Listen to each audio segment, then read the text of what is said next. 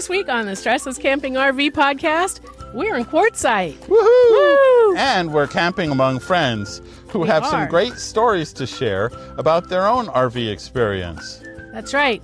And so we are going to ask our friends here to share their stories with us this week. And up until then, welcome to the campfire. Absolutely. We actually have a campfire, which is very unusual for us. Yep. We are two RV industry veterans who travel part-time in a Rockwood Mini Lite 2506 FK, looking to share big adventures and help you with great tips, Tricks, and discounts. So we have a few articles that we'd like to share with you. One of those is on RV Business, our coverage of the Quartzsite Sports Vacation and RV Show, and also RV Trader. So you can find those articles in those places where we have a bunch of other articles, as well as our own StressLess Camping, where you can find tips, tricks, ideas, and destinations, along with deals and discounts on the things you'll need for your stressless camping adventure. and a journey journal this week because we've been on a journey. We haven't really gone very far in the past 10 days. I think it was 12 miles or something, but we are on a journey nonetheless. And so we'll get that caught up. And special announcement, because we're here at our meetup, we're going to have at least a couple of potlucks. And y'all know when we have potlucks, Peggy finally gets caught up on some recipes because she begs everybody for their recipe for their potluck items. So recipes should be back on the menu coming up in the next few weeks. On the menu. Smart. We also have some cool stuff this week. We got to use our Wolverine water system to fill a couple of RVs. We're trying out a new Slinky stove that we got from the Quartzsite RV show, and a whole lot more. So anyway, without any further ado, we're going to invite some of our friends up who are camping with us here in Quartzsite to share their RV stories, because y'all have heard ours plenty of times. Well, have they? I don't know. I don't know that anyone that hasn't gone to a seminar has actually heard kind of our own little 2-minute camping story. So I thought we might as well start there, and then the rest of the people kind of have an idea of what we say. So I'm Peggy. I am a camper since conception. Yes, she was manufactured in a campground. Manufactured in a campground on my parents' honeymoon. Been camping my entire life. Truck camper, travel trailer. My mom had a 1967 Winnebago that was not only our camper but our daily driver. And then in college, as a geology student, I did a lot of camping in tents and in my car. And then when Tony and I were first together, we had a pop-up trailer. Then we had a bed and breakfast, and that kind of nixed the camping for a while. And then now we are on our 4th Rockwood Mini Lite. Yeah, and I didn't even total the last one. That's right. And then, I'm Tony, obviously. Well, not obviously. And I grew up in Southern California, although some people say I haven't grown up yet. And I would go to the LA County Fair every year. And while all the normal kids would go look at the animals and ride the rides, I would go and annoy the RV people. So I bought my first RV when I was 11, a Tonka Winnebago. And because I take care of my toys, I still have it. But after we sold the bed and breakfast, Peggy said I still needed to go out and get a job. So I got a job at an RV dealership, Redwood Empire RVs in Ukiah, California, where I both did warranties and sales, and it was really educational. But we heard over and over the same questions, and so I thought, why doesn't somebody build a website to answer these questions? And we did, and that's StressLess Camping. So there's our story. Here we are, 6 years later. Yeah, and I realized I left out a part of my story. Uh-oh. In the early 80s, when I was just out of high school, I worked for a company that made travel trailers and fifth wheels, Alpha Leisure. And after I left, they moved from the towables to motorhomes. And now there is still a company called Leisure Coachworks that works on Alphas, but also on other rigs. But that kind of career for them didn't end when the company ended. It just became a different business for John Goldstein. They are really good at fixing. They're in Southern California. I don't remember what city now, but we could put a link to them. Yeah. So we did not mention either that 4 of these mini lights have The power A package. power package A from version ABC. of. We have the first power package upfit. The first upfit. Our that's buddy Bill. We have the most recent, our own. Right. And then 2 factory upfits from Right. ABC Upfitters. And those they work with Rockwood, and it's just an easy checkoff on the option list. So if you want a complete RV solar and lithium system right from the factory, Rockwood and Flagstaff offer that. But if you're like, oh, I want something that just works, but I do this type of camping or that type of camping, our friends at ABC Upfitters will be happy to work with you to develop a system that's tailored to how you like to camp. And all of the systems out here, last week during the Quartzsite Sports Vacation and RV show, we managed a seminar tent, and there was every solar outfitter that was there said people would come to them and say, you know what, I tried to do it myself and it just doesn't work. And so they would come to them and get it done again. And why do it twice when you can do it once and it just works? And it's just a quality system using Master Vault components. So that's our friends at ABC Upfitters. We have some videos and more information at our home on the web, or you can call them at 574-333-3225. That's 574-333-3225, or look them up at abcupfitters.com. Indeed. Well, now we have some friends who have a few words, and we're gonna put Bill on the spot since he was the first ABC upfit to come up and tell his. You didn't know you had to take a RVing number story. for this job, right? No, well, somebody has to break the ice, and Bill's a super guy and a super genius. Super genius. I sat in the back hoping you wouldn't see me. So my name is Bill, sometimes known as Old Guy Y. I've had my mini light since we picked it up between Christmas and New Year's of 2019. It was a factory ordered. It was before power packages were available. And my wife and I really loved it. Weren't really ever happy with the electrical part of it, but everything else was good. Then unfortunately I lost my wife to cancer, and my first kind of getting away road trip was to the Frog Rally in Elkhart, and where I met Tony and Peggy for the first time. They were literally doing a commercial for the ABC stuff, and that whole way I was trying to figure out what's the best way to get updated, because like I said, I didn't like the way the electrical system worked. Ended up meeting up with the guys at ABC and got an upfit that I'm really happy with, until I got it upgraded again last year, so I can spend more time out here in places like this.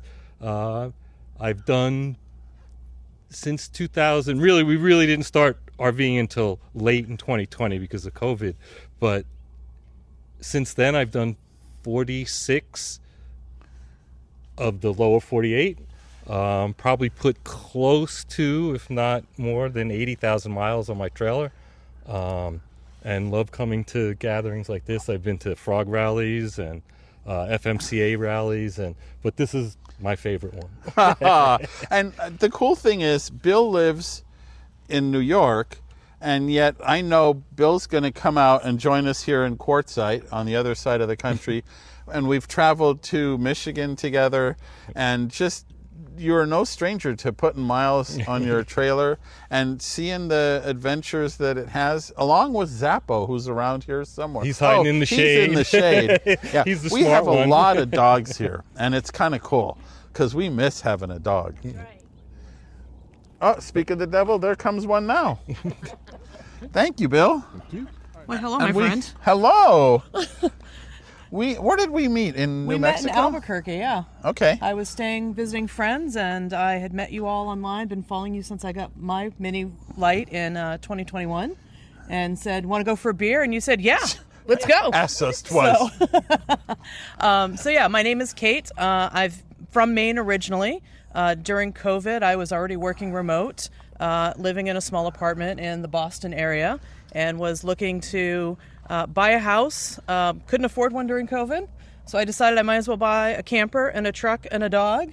and go visit, since I figured once I bought a house I wouldn't do that. So we ordered, I've got a 2205S Mini Lite 2021. Which is what we had last. Yep, it's a year earlier than yours. Yep, but same model. And I have absolutely loved it. I've got a 65-pound lab who's actually taking a nap so that she behaves. I was wondering where Bailey was. Yeah, I figured she needed a nap. She's been playing a lot.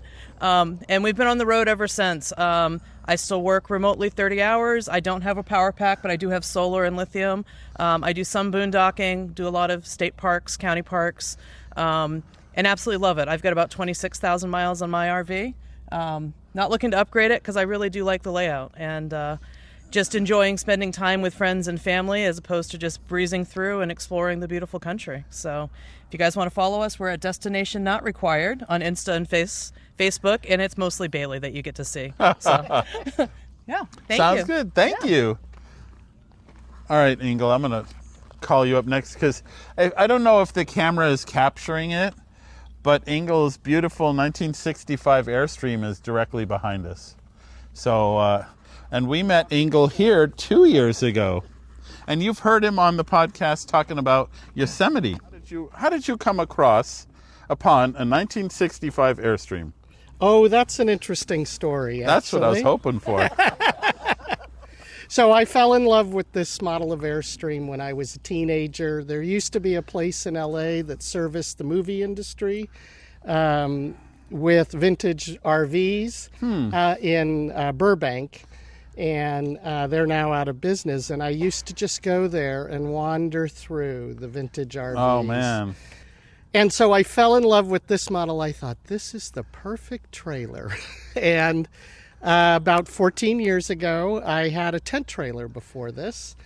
And we've all had that camping trip where we're like, this is the last time I am cranking this thing up and having to set it up.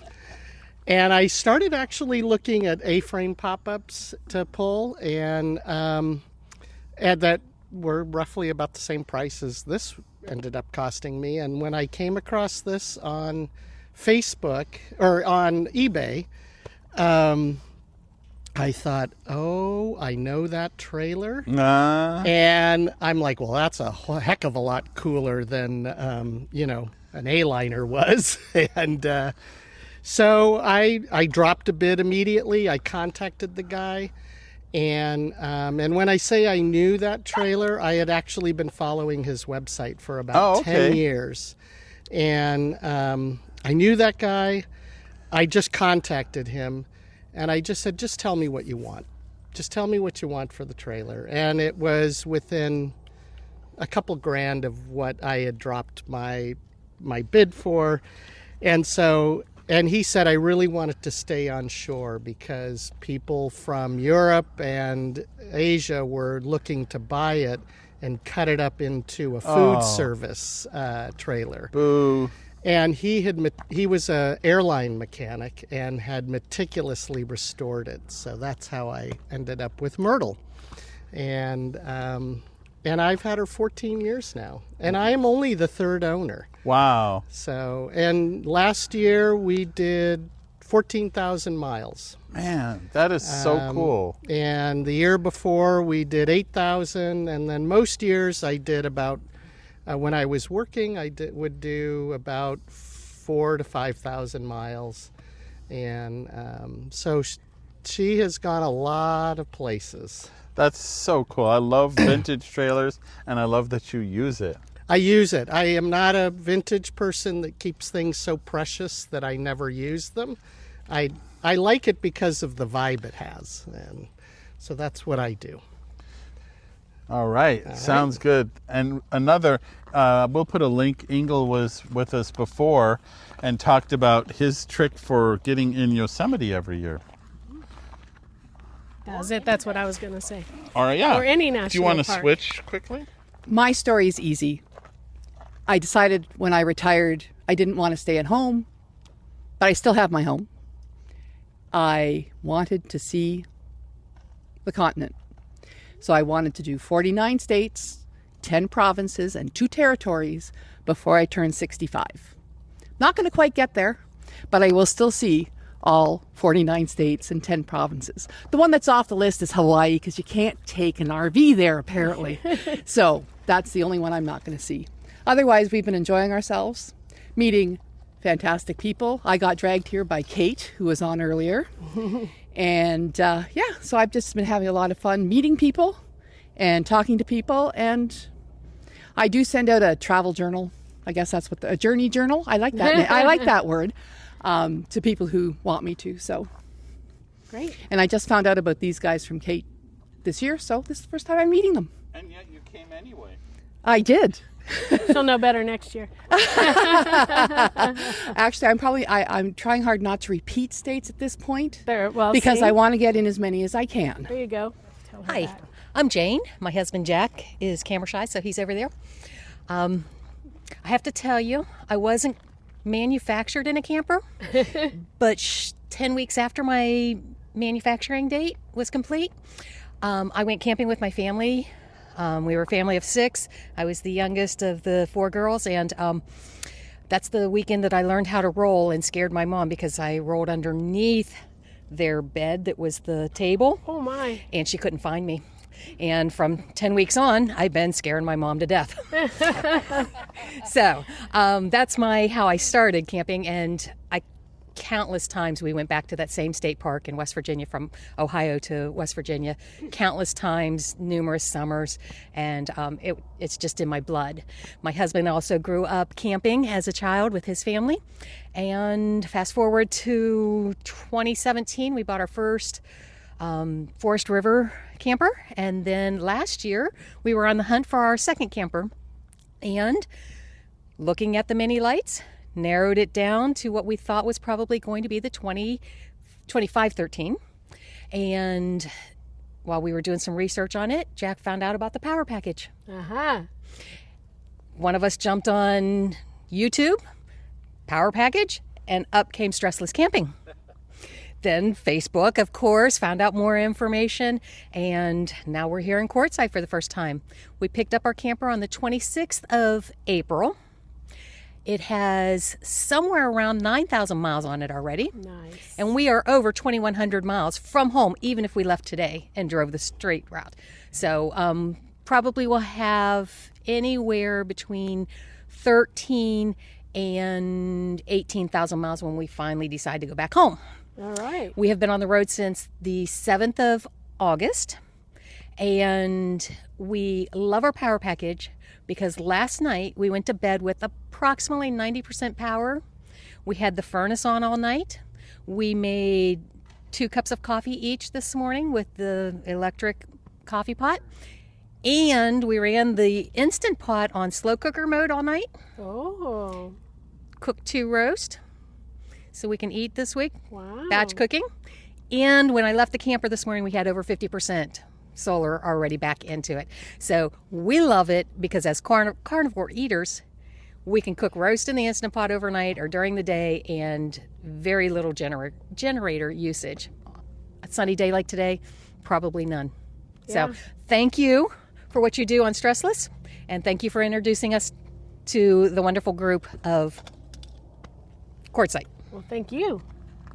And if that sun would just stay out or not out.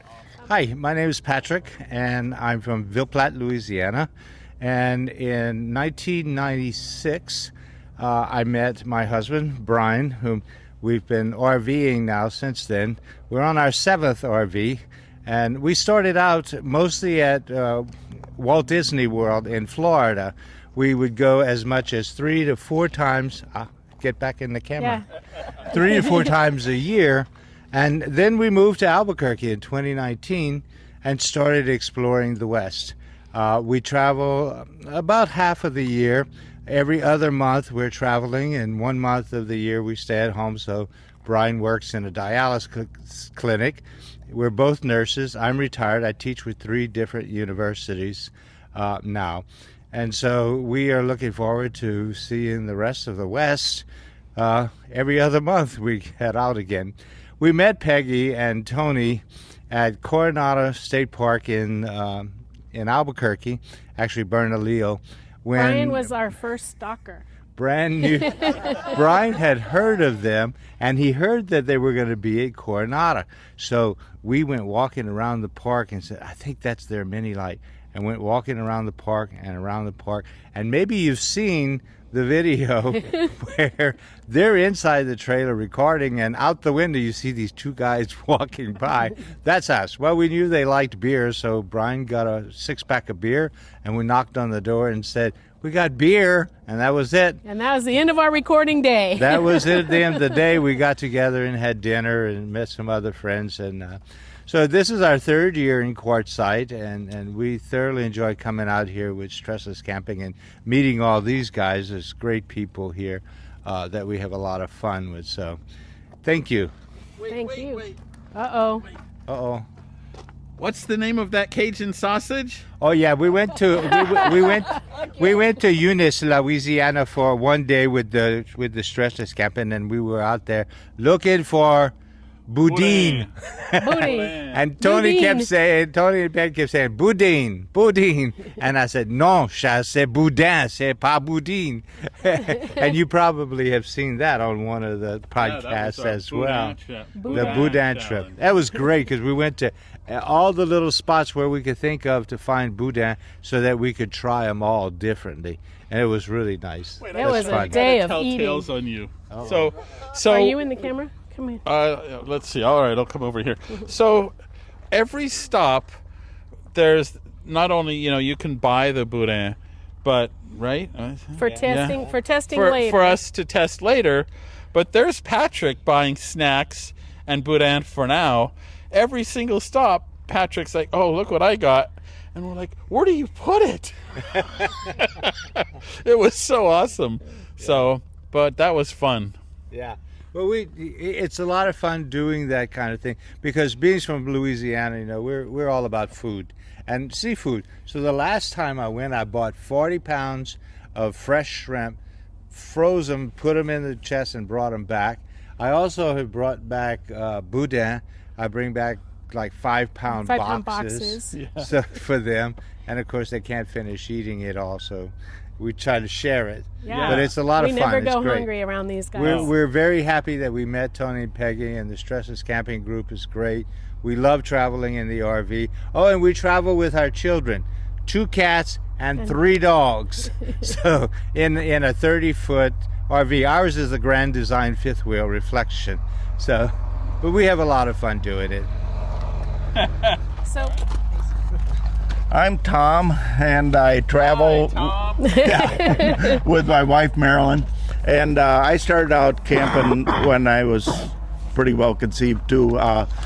My grandparents were avid outdoors people and camped, and my grandfather always told me to work to live, don't live to work. Enjoy your time and take time off, and I took that to heart. And my parents, we always had a 2-week vacation every summer, which we would either travel around the Great Lakes or out to the Rockies. And when we got married, we started the same thing and instilled that in our children, and which they always want to come along now. Anyway, when we retired, we decided that that's how we wanted to spend our retirement, is traveling. So we bought our Rockwood Mini Light 2511S and in 2019, and has been traveling ever since. And we really enjoy ourselves. My wife has a mission; she wants to go to all the national parks. So I said, "You just tell me where you want to go, and I will get you there." So that is our present life, and we'll keep doing it as long as we can. great. Before we actually met you, I remember Tony having a little crush on your truck camper shell. Yeah, I tend to carry a lot of tools, so I have basically a commercial grade topper on my truck with side bends and everything that is packed full. Slide out drawer. And the slide out drawer. And the slide out drawer, yep. And all the bad jokes. Yeah. No, they're not bad. They're bad. Well, my name's Paul. I started off my camping experience in a tent, and a family of 7, and brave parents, because we went from the tent to backpacking. Ooh. And so Mom and Dad trying to herd a crew of 7 kids out backpacking on trips was the childhood spent. And then after I got married, started with a cab over camper, ended up with a bumper pole behind that, and currently we're in a bumper pole.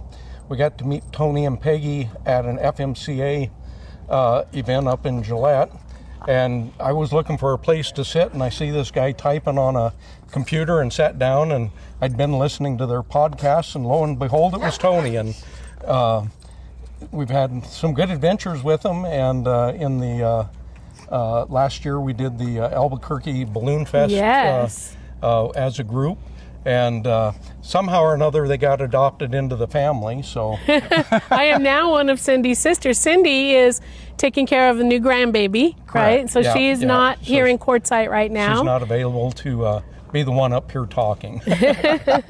We're full-time. We've been full-time since 21 and enjoy the lifestyle, and I don't know that unless they take my driver's license away that we'll ever stop. So that's kind of our story. I have to say, so Paul is also an electrician, and there's a 30 amp plug at our house thanks to you. This is true. And also, Paul got to test the Furrion Chill Cube, and he provided both sound readings and electrical readings and all of that. And it that thing is impressive. I mean, you're still loving that. Oh yeah. Due to the circumstances, we had to be down in Phoenix in July. When we arrived, the high temperatures were reaching about 118, 119. Low temperatures were getting down to about 102. And with just our single AC, we were only able to get the trailer down to about 95 degrees. You can't sleep in that. Once we put the chill cube in, we could make it so cold you couldn't be in there. So we actually ran it clear down into the 60s with those kind of temperatures. So I am a huge fan of what they've done with it, and we're hoping that at some point in time they actually turn those into a heat pump as well, because at that point in time all of us that love to boondock can heat and cool without having to deal with propane right off of our solar systems. Yeah. I ran the numbers on ours, and I've got 400 amp hours of battery in our trailer, and I can actually set it on its eco setting, which will only cool down to 75 degrees. But on the eco setting, without having anything else come into the batteries, I can actually run that chill cube for 15 hours. So wow. Just to give you an idea of how efficient they are. So yeah, that's a good unit. And we owe it to Tony and Peggy for helping us out to get us through that hot spell. Well, we want to thank Lippert. They're the ones who sent it said, how do you best evaluate this? And I'm like, I know a guy. Yeah. Well, we put it through the paces, that's for sure. So yeah, good deal. Thank you, sir. Thank you, Tony. There you go. Hi. Thank you. I'm Jan, and I've had my RV since 2019. I've lived in it full-time for 3 years, and I worked remote those entire 3 years, and it allowed me to save money to actually buy a house, and me and the bank, and I spent the first winter in that house because I bought it at the end of November, and we got 18 inches of snow, and to see all that piled on top of my RV was just heartbreaking. And it didn't melt for over a week, and I said, I'm never staying here through the winter again. So I only go to my house during the spring and summer, and then leave fallish. And I'm normally boondocking in Arizona, California, if I can. And camping has been a part of my life for as long as I can remember. Tent camping with buddies, and I had a truck camper briefly. Now, how did you come across our little rogues gallery here? I met Kate a year ago in New Mexico. My little dog, and you can see her footprints all over me. My little dog, 12-pound Chihuahua Pomeranian mix, was playing with her dog, which is a white Labrador, and they had the best time. And she and I got to talking, and we exchanged contact information, and here you are. Yeah. Well, welcome. This is your first. There's a few first-timers and a few repeat offenders amongst our group here. So we hope everyone becomes a repeat offender. Yep. Indeed, I will be. Oh, super. Thank you. Thank you. It's time to play Harvest Host Facts versus Fantasy, where we talk about the latest updates to the Harvest Host program. Harvest Host is a service that matches you with over 5,000 locations in North America, where you get to stay in your self-contained RV. These places offer all kinds of great experiences and range from restaurants to breweries, museums, farms, and so much more. Not only do you get a great and memorable overnight stay, but these places offer incredible experiences that you'll want to share with your friends and social media. The places you stay have changed, and so we wanted to share the facts versus the fantasy about staying at Harvest Host. Let's welcome our first contestant to Harvest Host, Fact or Fantasy. Welcome. Thank you. Okay, here's your first question. How many nights can you stay at a Harvest Host? Oh yeah, I'm already here. Yeah. 1. No, not true. What? Some hosts will actually allow you to stay up to 4 extra nights, and you can find these hosts on the Harvest Host website or the app, where they will show you how many extra nights are available. Wow, that's cool. Okay, the second question. Ready? Yeah. What kind of hookups are available at Harvest Host sites? Oh, I know. You don't have to raise your hand. Oh, none. I'm sorry, but that is also incorrect. What? Many hosts are now offering electrical and water hookups. Wow. Yeah, you can filter the Harvest Host map to find hosts that offer extra nights and electric and water. Hosts may charge you a fee to stay that extra night or to use electrical hookups, but these are just 2 of the ways that you can support your host business during your stay. They will keep 100% of the proceeds.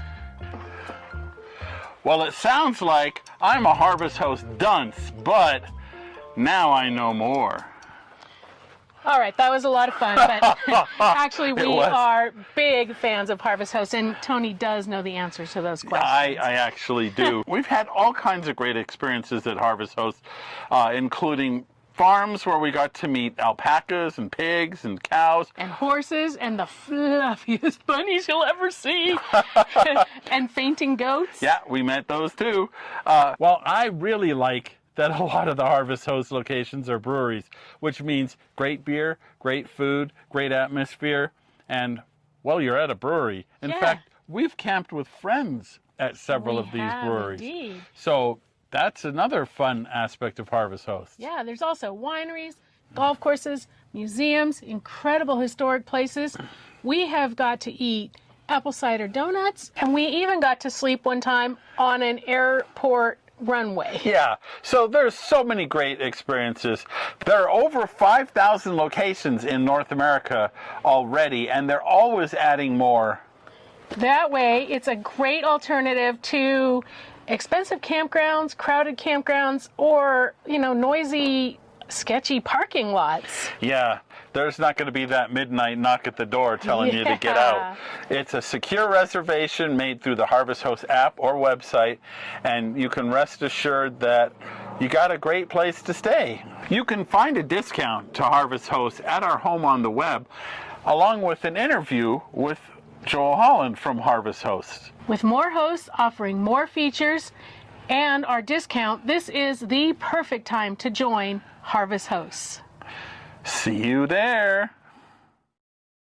thank you everybody for sharing your stories, and we really appreciate, we love hearing, of course, and knowing, you know, that most of you have been camping your whole lives. That's so fun. So we already kind of talked about it briefly, very, very briefly. We have a campfire today. Actually, while we were talking, it burned out, but that's a good thing, right? Because we know how long now it takes for that much wood to burn out. The Slinky stove. And so as our gadget of the week. Yeah, we actually met the inventor of this, and he's just getting started. The Slinky stove is an all stainless steel, including all the screws and everything, collapsible fire pit. And it's neat because it collapses to about yay high. I don't know, what is it? About 8 inches. For those of you who are just listeners, that's about 8 inches. Yeah, about 8 inches in height. And the feet collapse onto it, and then it just kind of collapses down. So you have this stainless steel fire pit. It comes with a bag and a lid and a grate that you could cook on. And because ours is in 3 sections, so they have 3 sizes, diameters of these. Ours, I think, is the 14. It's the mid-size one. 17, okay. And because it's multiple layers, you can put that grate closer to the flame or further from the flame. So let's say you're cooking a steak and you want to sear it, you could collapse it down a wee bit and sear the steak. Or there's a lid so you could put out the fire kind of at the end. Comes with a bag, comes with a grate lifter upper. And the nice thing is it's all a complete package. So rather than, hey, you bought this stove and now you need this accessory and that accessory, it's pretty much complete. There's even a pair of gloves that I think might be like little asbestos gloves or something. No, apparently, from what I've been told, the way that's made, there are some sharper edges, and it's for that. Oh, that's right. And that's the one criticism, is the sharp edges. But just don't touch the sharp parts, right? A knife has a sharp edge. I don't touch the ouchy part. I use the handle, right? What do you know? Yeah. We saw a few people in the audience, Bill, hold up a hand with some fingers down. I don't touch the knife. Now. But I think this is a neat contraption, because a lot of times these fire pits you're not going to bring with you because they take up so much space in your storage compartments. I would take this with us. The build quality seems really good. It works really well. It's a single layer of metal. So some of these stoves are multi-layer. It's a single layer, so the heat kind of radiates out. But because of the collapsing factor, the air kind of gets sucked Comes up in between the sections. I think he's done a good job with this. Yeah. It's a neat, I think he was selling them at the show for under $200 for the 17-inch. And what do you think? I mean, we'll have full review at StressLessCamping.com, and we'll put some video in this if you're watching the video, and we'll put some video in this if you're not watching the video. Right, even if you're not watching, it'll be there. We are working with the owner, the designer, to do a affiliate, right? Yeah, affiliate so we may link. have a discount. So there will be some kind of shopping link now, but if it's not our affiliate link, then we'll update it when we get that. That's right. Right. I think we won't have a RV review this week, or do you have one? No? I do not. Okay, so we'll go right to the question of the week. Oh. And last week's question of the week, in preparation for all this sunshine, even if people aren't here, though some of you are, my question of the week was, what is the main reason that you need power? So we've all kind of talked about, of course, when you're going to boondock for a week in Quartzsite, you've got to have some kind of power, right? We all have something, and we all have our priorities. And for us, it's Starlink. Yeah, right? Starlink That's and getting work done. And then, of course, the added benefit is the refrigerator stays on. Yeah, hey, is your refrigerator running? But let's see, Brian, who refused to come on camera, but he also lets us know that margaritas are not going to blend themselves. No, although we do have our battery-powered blender with us. Well, we do have that. Let's see, Kathy said that no matter how carefully they plan for cool weather, there's always a hot day that needs air conditioning. Pamela uses hers for coffee pot, CPAP, and air conditioning. Let's see. Bill said he likes to actually use his trailer. What a concept, right? So he can microwave something even at a rest area. Yeah. There's no denying that there are a lot of people who have medical appliances, Sure. CPAP machines, or even Sure. we know people who have oxygen generators, and it's nice that you could go on the road and those still work. Right. Refrigerators. Some of those bigger rigs have like residential refrigerators. Those really need the power. Well, I kind like of crazy. Bill has a great solution in that with the power right. package, he still has a two-way fridge, propane electric, so he can run it on electric, not with a flame, and off the battery and solar system. So it's really a great solution to keeping your beer cold on the road, which is very important. Yeah, well, so that was actually our friend Tony's answer. Keep the beer cold and keep his sweetie comfortable, either warm or cold, whatever the case may be. Michael Bracewell added charging his shaver and his toothbrush, because why wouldn't you live without all the amenities, right? CPAP, Starlink, television, Starlink, computers. CPAPs are on here quite a bit. Air conditioning. Jackie said so she can take over the world. Oh, wait, wrong kind of power. But air conditioning. So thank you all for those things. Some people say, well, I don't need a power system because I go to a campground and plug in, and that's perfectly valid answer as well. The only wrong answer is not going camping. The only wrong answer is staying home and not going camping, for sure. So do I have a question for this week? Okay, so let's keep the party going. Our question for this week is, tell me your RV story. Ooh, I like that. And you can find that at our fun and friendly StressLess Campers Facebook group. And you can also ask questions, pose your own questions, and people there actually are using their best manner. So it's a great place to get those questions answered or asked. You can also go on our website for discounts, deals, and all of that. And the way to keep on top of that is with our weekly newsletter, which is spam-free, unlike our pantry at the moment. In fact, our pantry has maple spam. Maple spam, yeah. So while you're on the website getting all those deals and discounts, sign up for the newsletter. As Tony said, it's spam-free. It comes once a week because we're too lazy to do more often than that. Let's face it. It just reminds you that there's a new podcast episode out. Apologies, by the way, to those of you who listen and don't watch on YouTube. We realize that we've been slacking a little bit on being descriptive about what we're talking about if we're holding something in front of the camera. And so I'm looking at you two specifically.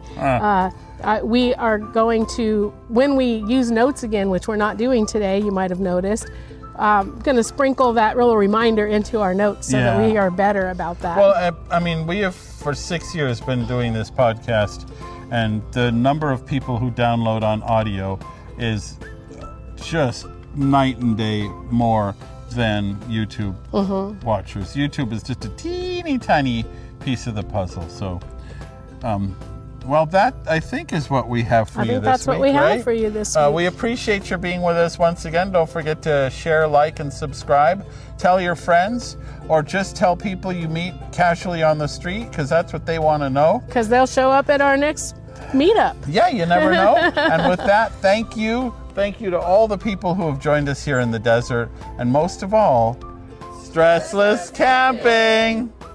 Oh, good. All right. We hope you learned a lot and had some fun and got some tips for your next StressLess Camping adventure. We're honored by your reviews on Apple Podcasts, which helps others find us too. Don't forget to subscribe so you won't miss out on the adventure, and we look forward to your joining us next week. Until then, happy camping!